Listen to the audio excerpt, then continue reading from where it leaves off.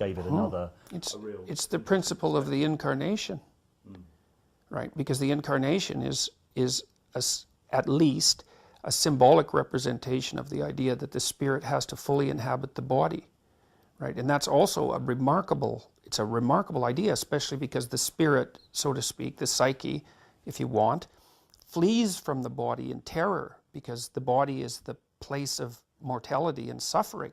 And so people are disembodied, and it's because, one way of looking at it is because they're too afraid to become fully embodied.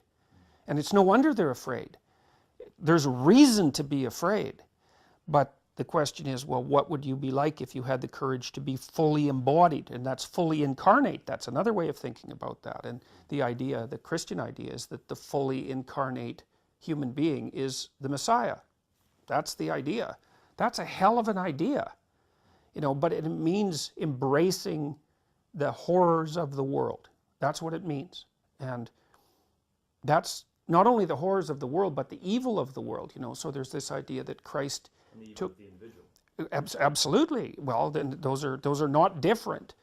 And you know, there's this idea that not only was Christ the incarnate Spirit, right, so fully descended into the body, let's say, but that he also took the sins of the world onto himself. And what that means is that, psychologically speaking, is that part of spiritual development is to recognize the satanic tendencies that characterize you, and to fully wrestle with them, and to integrate them. That's the thing. It's not so much to cast them away, it's to transmute them.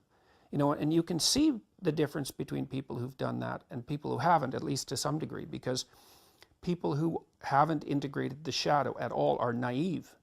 And you can tell that when you look at them, and you can tell that when you talk to them. And because they're naive, they're often resentful as well, because they get taken advantage of. And someone who's integrated that more, they're dangerous in the martial arts sort of way, which is they're dangerous, but they don't have to use it, because their presence radiates,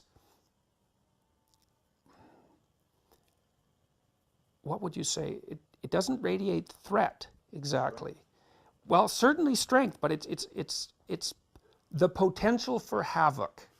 That's the right way of thinking about it. He says to defend ourselves against resentment, we each need to identify it in ourselves, our shadows.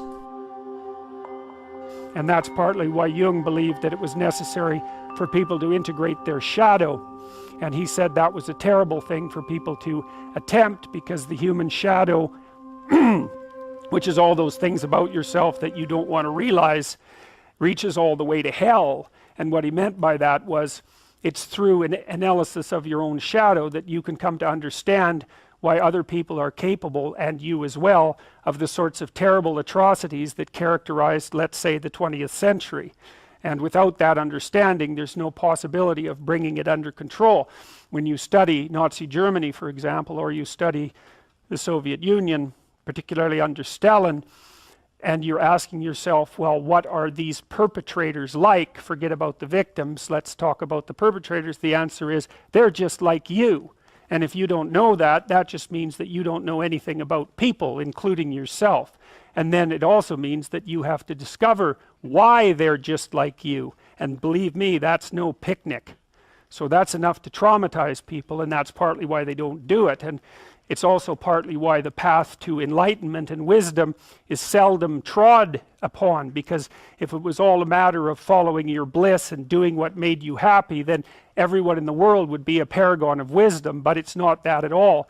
It's a matter of facing the thing you least want to